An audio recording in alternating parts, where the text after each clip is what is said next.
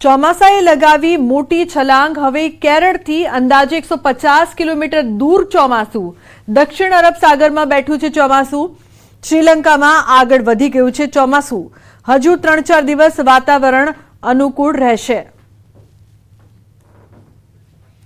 તો દક્ષિણ અરબ સાગરમાં ચોમાસું બેઠું છે। શ્રીલંકામાં આગળ વધી ગયું છે ચોમાસું। જે પ્રકારના સમાચાર હજુ 3-4 દિવસ વાતાવરણ અનુકૂળ રહેશે તેવી પણ આગાહી છે। તો ચોમાસાએ મોટી છલાંગ લગાવી છે।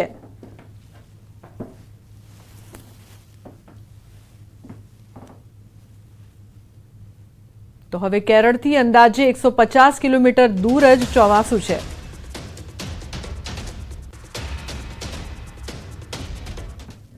તો હવે વાત કરીશું આગાહીકારોનો વર્તારો।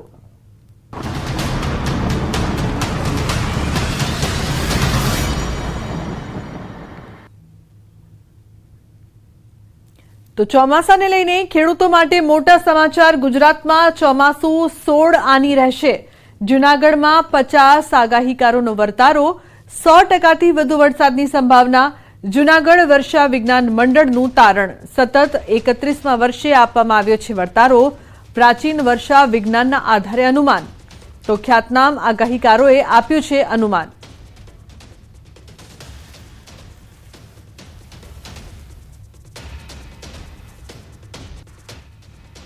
તો 2025ના વર્ષની વર્ષા ઋતુ એવી છે કે જે વિખરાઈ ગયેલ છે। ટૂંકમાં સક્રિય નહીં, એક ધારો વરસાદ નહીં, પણ એક તોફાન આવે છે।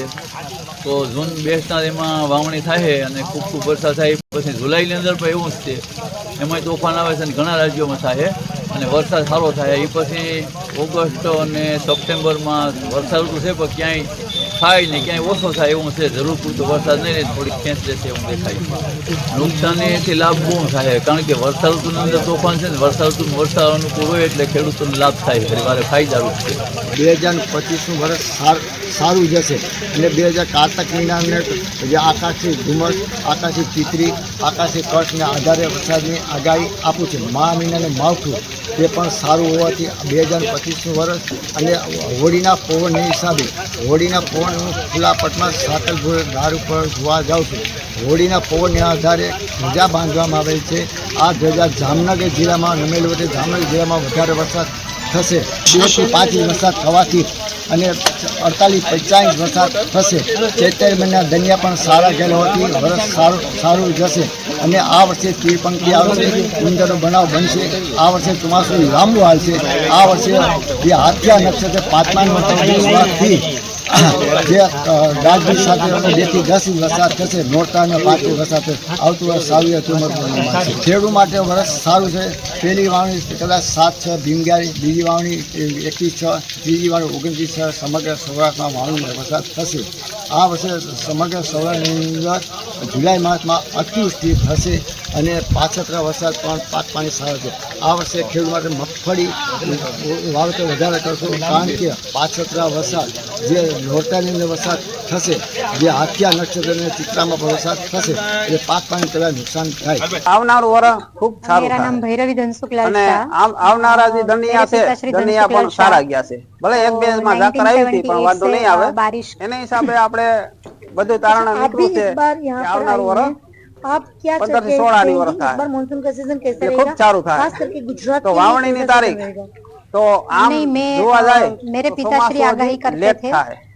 જે उनकी નિર્ધારિત विदाई સમયે આપણે 2022 में 15 हुई। જૂને उसके बाद मैंने ગુજરાતમાં उनका काम પહોંચવું હોય। संभाला है, આ लेकिन जब વખતે तक આપણે मुझे कॉन्फिडेंस नहीं होगा तब तक 27 मैं लोगों के जून सामने આજુબાજુ मेरी आगाही नहीं ચોમાસું પૂછીએ रख रही हूँ। અને એ પેલા છે और ને ना ही तो मैं દરિયાપટ્ટી परिसंवाद ઉપર में बोलने वाली हूँ और એક મોટી એવી परिसंवाद की સિસ્ટમ पुस्तक में બને मैंने छपवाई 25 है। તારીખ આજુબાજુ मेरे અને पिताश्री એને લીધે वर्षा विज्ञान मंडल के દરિયાપટ્ટીના जो વિસ્તારોમાં पायोनियर વાવણી थे જોકો उनमें વરસાદ से कुछ થઈ लोग શકે। हैं, उनमें से एक તો है।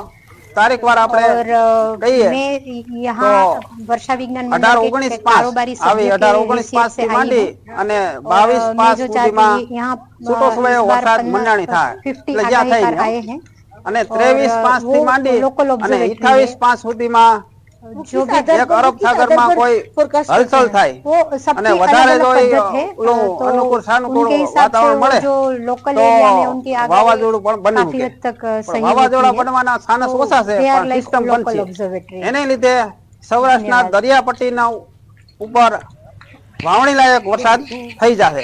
આ પહેલો રાઉન્ડ વાવણીનો. અને બીજો રાઉન્ડ આપણે ગણીએ 29 માસથી માંડી અને 3 જૂન સુધીમાં આ બીજો રાઉન્ડ આવશે. પછી છેલ્લે આપણે ત્રીજો રાઉન્ડમાં વાવણી જે બાકી રહી ગયેલા હોય ઈ 27 જૂન થી માંડી અને 5 જુલાઈ સુધીમાં વાવણી કાર્ય પૂરા થઈ જાય. એનો સર્વત્ર વાવણી થઈ જાય. પછી તેના પછી આપણે વાત કરીએ વરસાદની, તો જુલાઈ માસમાં 9-10 જુલાઈ થી માંડી 31 જુલાઈ સુધીમાં ભારે વરસાદ થાય. એકંદરે નદી નાળા છલકાઈ જાય, બોર કુવા અથવા વરસાદ નદી નાળા છલકાઈ જાય એવો વરસાદ થઈ જાય. અને આપણે આમ જોવા જાય તો 25 જુલાઈની આજુબાજુમાં એક અતિવૃષ્ટિ થાય એવા ઈંધણ છે. આ ચાલુ વર્ષે 48 થી 52 ઇંચ વરસાદ 13 આની વરસ અને પાક પાણી 80% થશે એવી મારી આગાહી છે. ઓગસ્ટ મહિનામાં વરસાદની થોડી ખેંચ રહે આવું મારું અનુમાન છે. ખેડૂતો માટે 80% પાક અને શિયાળોમાં પિત્ત થાય પણ ઉનાળુ પિત્ત ન થાય એવું પાણીની ખેંચ રહે એવું મારું અનુમાન છે. અને બીજું, સાગર કાંઠે દરિયાકાંઠે વરસાદનું પ્રમાણ થોડુંક વધારે રહે. ભાવનગરથી શરૂ કરી ઓખા મંડળ સુધીની પટ્ટીમાં વરસાદનું પ્રમાણ સારું રહે. વાવાઝોડું જુલાઈ મહિનાના છેલ્લા અઠવાડિયામાં કદાચ અરબી સમુદ્રમાં ઊભું થાય તે આવી શકે. ચોમાસાની વિદાય ક્યારે થશે? વિદાય 10મી ઓક્ટોબરે. આગાહીકારોનું અને જનરલી આપણો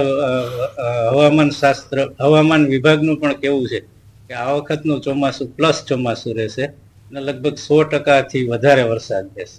આ વખતનો ચોમાસાની આગાહી લગભગ 16 આની ચોમાસાની આગાહી છે. અને વરસાદ હવામાન વિભાગે પણ 104% જેવી વરસાદની આગાહી કરી છે. અને અમારા જે અત્રે આવેલા આગાહીકારો પણ લગભગ તેમનો પણ સૂર એવો જ છે. શું ગુજરાતથી ચોમાસું ફક્ત 21 દિવસ જ દૂર છે? અંબાલાલ પટેલે ગુજરાતમાં ચોમાસું બેસવાની તારીખની આગાહી કરી છે. જો કે તે પહેલા એક મોટો ખતરો પણ છે. 28 મે આસપાસ આંદોમાન નિકોબાર ટાપુમાં વરસાદ થવાની શક્યતા છે.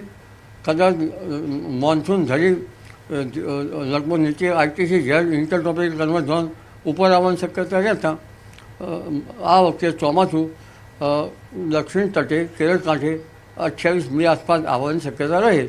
પણ ઘણી વખત ચોમાસું આવતા વચમાં અટકી જતું હોય છે, જેના કારણે 28 મેથી 5મી જૂન વચ્ચે લગભગ કેરળ કાંઠે ચોમાસું આવવાની શક્યતા રહે. અને ગુજરાતમાં 8મી જૂન આસપાસ ચોમાસાની ગતિવિધિ શરૂ થઈ શકે અને કેટલાક ભાગમાં 8મી જૂન આસપાસ વરસાદ આવી શકે. ત્યારબાદ 15 જૂન પછી પણ વરસાદ આવવાની શક્યતા રહેશે.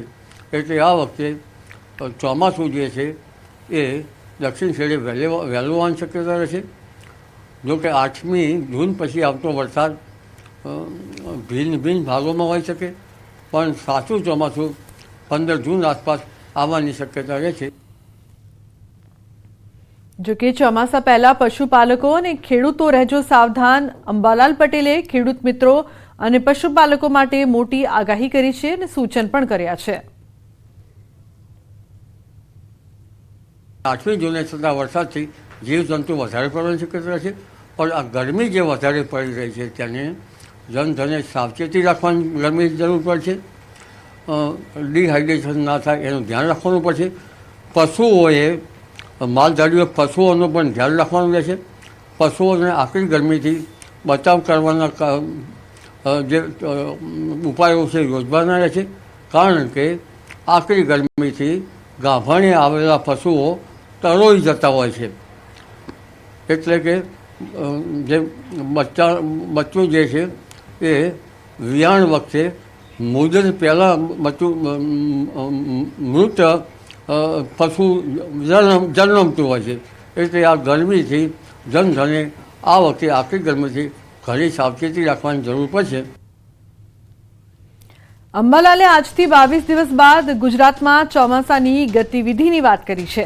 જો કે હજુ ઉનાળો ગયો નથી. ભૂલ ન કરતા ઉનાળો જતા જતા તેનો અસલ રંગ બતાવશે. અંબાલાલના મતે પારો 44 ડિગ્રીને આંબી શકે છે.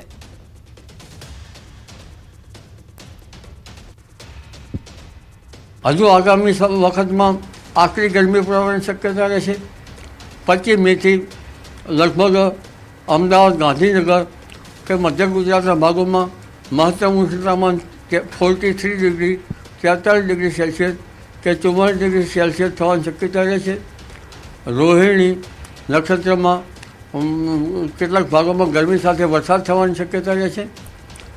અને લગભગ 25 મી આસપાસ અરબ સાગરમાં એક ચક્રવાત બનવાની શક્યતા રહેશે. જો કે આ ચક્રવાતનો માર્ગ કદાચ ઓમાન તરફ થઈ શકે, જેના કારણે પશ્ચિમ સૌરાષ્ટ્રમાં વરસાદ થવાની શક્યતા રહેશે. અને ત્યારબાદ લગભગ 8મી જૂન આસપાસ દરિયામાં પવનો બદલાશે અને કેટલાક ભાગમાં વરસાદ થવાની શક્યતા રહેશે. તેમજ લગભગ બંગાળ ઉપસાગરમાં પણ મે માસમાં 14-15 મે આસપાસ ચક્રવાત સર્જાવાની શક્યતા રહેશે, હળવા પ્રકારનું કે લો પ્રેશર બનશે. તો વાવાઝોડાની આશંકાની વચ્ચે મોટા સમાચાર. અરબ સાગરમાં નવા જૂનીના એંધાણ. અરબ સાગરમાં સર્જાઈ શકે છે લો પ્રેશર. હવામાન વિભાગનું અનુમાન છે 21 મે સાયક્લોનિક સર્ક્યુલેશન સંભવ છે. આઈએમડી અનુસાર 22 મે લો પ્રેશર બની શકે છે. લો પ્રેશર બાદમાં મજબૂત થવાની શક્યતા. સિસ્ટમની દિશા ગુજરાત તરફ રહેવાની પણ સંભાવના. સમય જતાં સિસ્ટમની તીવ્રતા અંગે મળશે અપડેટ. તો વાવાઝોડાની આશંકા વચ્ચે મોટા સમાચાર. એક સિસ્ટમ છે તે બનવા જઈ રહ્યું છે. સમય જતાં સિસ્ટમની તીવ્રતા અંગે જાણકારી મળશે. બજારમાંથી ખાદ્ય વસ્તુઓ લેતા પહેલા ચેક કરજો. સાબરકાંઠામાં લસ્સીમાંથી નીકળી માખી. ગ્રાહકે વિડીયો બનાવી વિક્રેતાને જાણ કરી. હિંમતનગરમાં લચ્છી સ્ટોર બનાવ લચ્છ નીકળતા ગ્રાહકે સોશિયલ મીડિયામાં વિડીયો વાયરલ કર્યો છે. તો લસ્સીમાંથી માખી નીકળી હતી. ગ્રાહકે વિડીયો બનાવ્યો અને તે વિડીયો છે તે વાયરલ કરવામાં આવ્યો. બજારમાંથી કોઈપણ ખાદ્ય વસ્તુઓ લો તો પહેલા ચેક કરજો. ઈશાન જોડાયા છે વધુ માહિતી આપવા માટે. ઈશાન, લસ્સીમાંથી માખીનો વિડીયો વાયરલ થઈ રહ્યો છે, શું અપડેટ? લોકો ચોક્કસ કે છેલ્લા કેટલાય સમયથી અવનવી ખાદ્ય પદાર્થો એવી ચીજો વસ્તુઓમાંથી વિવિધ પ્રકારના જીવજંતુઓ જોવા મળતા હોય છે. ત્યારે હિંમતનગરમાં ફરી એકવાર જે લચ્છીમાં માખી નીકળવાનો બનાવ સામે આવ્યો હતો, જેને લઈને ગ્રાહકે પહેલા તો એ માખીનો વિડીયો ઉતારીને જે વેપારી પાસે રજૂઆત કરી હતી. ત્યારબાદ જે માખી નીકળી તેના વિરુદ્ધ યોગ્ય કાર્યવાહી કરવાની પણ માંગ કરી. પણ નોંધનીય છે કે અવનવી જે ચીજો જેમાં આ પ્રકારની જે બનાવ બની છે તેને લઈને ગ્રાહકોને પણ અત્યારે હાલ તો ચેતવાની જરૂર છે અને પહેલા જોયા બાદ જ કોઈ વસ્તુને આરોપવું જોઈએ. જી બિલકુલ, આભાર આ સમગ્ર માહિતી બદલ. તો બજારમાંથી ખાદ્ય વસ્તુઓ જો તમે લો તો સૌથી પહેલા ચેક કરજો. આ પ્રકારની વારંવારની ઘટના હવે લસ્સીમાંથી માખી નીકળી, જે બાદ ગ્રાહકે વિડીયો બનાવીને વાયરલ કર્યો છે.